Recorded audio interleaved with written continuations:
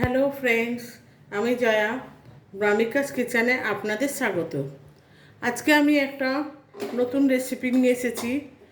একটা ডিম দিয়ে আমি পুরো পরিবারের জন্য ব্রেকফাস্ট বানাবো।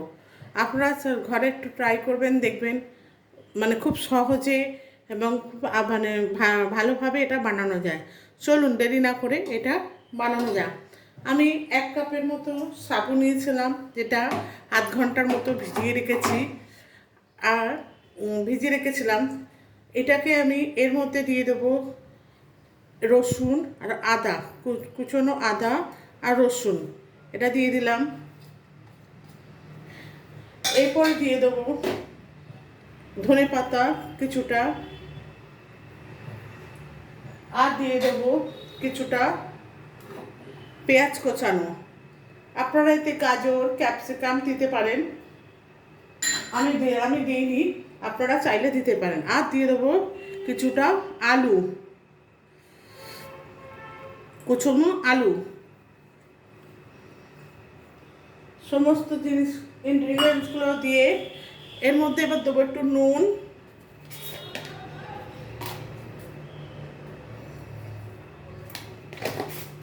আর দেবো একটু চাট মশলা।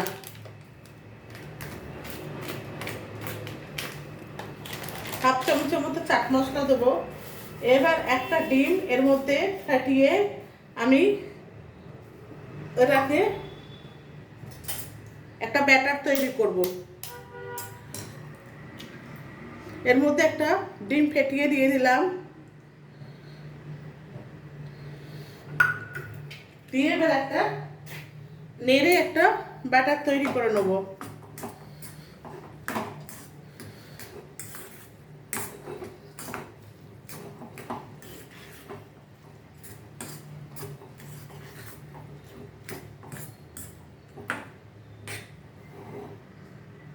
আমার এটা মেশানো হয়ে গেছে।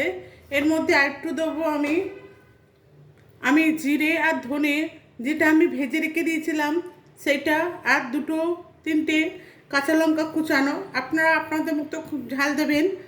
আমি এটাও মিশিয়ে দিলাম এর মধ্যে। আর দেবো একটু বেসন, আর দেবো একটু জোয়ানের গুঁড়ো। আমি জোয়ানটাকে ভেজে গুঁড়িয়ে নিয়েছিলাম। এবার এটাকে আমি একটু ভালোভাবে নেড়ে নেব। নেড়ে ভালো করে সমস্ত জিনিসগুলো মিশিয়ে নেব। যদি প্রয়োজন হয় তো একটু জল দেবো। জল দিয়ে সমস্ত জিনিসগুলোকে আমি ভালোভাবে মিশিয়ে নেব। এবার ওভেনে একটা কড়াই বসিয়ে দিয়েছি, দিয়ে এবার আমি ওভেনটাকে অন করলাম। অন করার পর আমি প্রথমে কড়াইতে একটু তেল দিয়ে নেবো, তাহলে ওটা পুরোটা লেগে যাবে। আমি একটুখানি খালি তেল বুলিয়ে নেবো।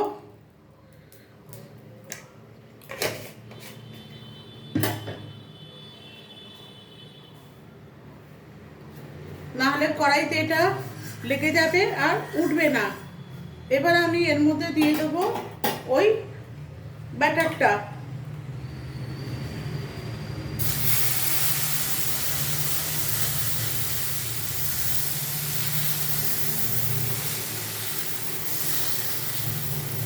দিয়ে এইভাবে ছড়িয়ে দেবো।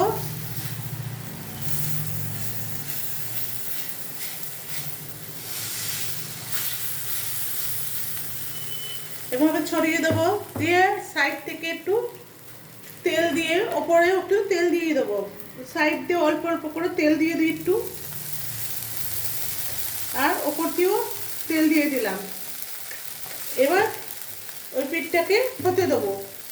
যতক্ষণ না ওপরের এই অংশটা শুকিয়ে যাচ্ছে ততক্ষণ এটা এইভাবে হবে। আমার এটা ওপিঠটা হয়ে গেছে। এপিঠটা এবার আমি এটাকে আস্তে আস্তে করে ছুরি দিয়ে ছাড়াবো। তলায় না ছাড়িয়ে নিলে এটা ভেঙে যেতে পারে। এবার আমি এটাকে ছাড়ানো হয়ে গেছে। এবার আমি এটাকে উল্টে দেবো। দেখুন ওপিঠটা কি সুন্দর ভাজা হয়ে গেছে। এটা একটু মিডিয়াম ফ্লেমে করবেন। লো ফ্লেমে করতে পারলে তো আরও ভালো, কিন্তু মিডিয়াম ফ্লেমে রেখে করবেন। এবার আমি ওপিটটা পাল্টে দেখবো যে এটা হয়ে গেছে কি না। দেখুন বন্ধুরা, কত সুন্দরভাবে এটা ভাজা হয়ে গেছে, বেশি তেলও লাগে না, অথচ খেতেও টেস্টি। আপনারা এটা বাড়িতে অতি অবশ্যই বানাবেন, বানিয়ে আমাকে জানাবেন কিরম লাগলো। এইভাবে দেখুন একটুখানি চেপে চেপে চেপে চেপে ভেজে নেব।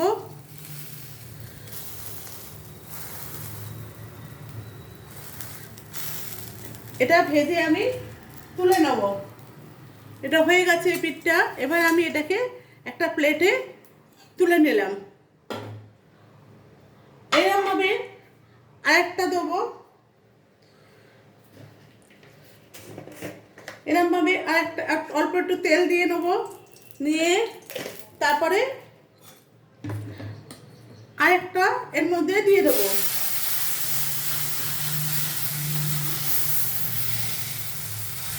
এটা গ্রাইন্ড করেও করা যায়, কিন্তু আমি এটা সময় কম থাকলে তখন এইভাবে করি।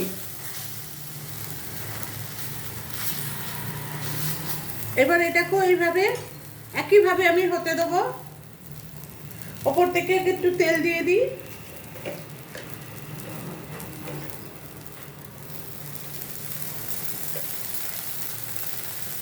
ওপরে একটু দিয়ে দিলাম তেল ফোটা ফোটা করে।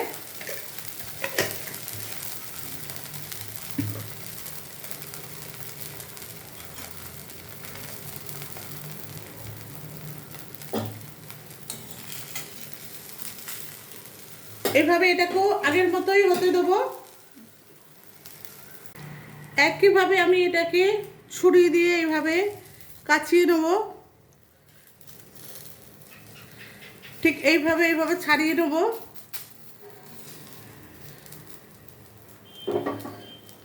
নিয়ে এইবার এটাকে আমি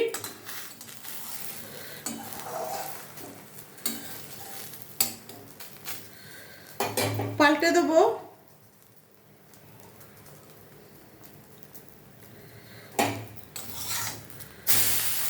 এইভাবে পাল্টে দেবো,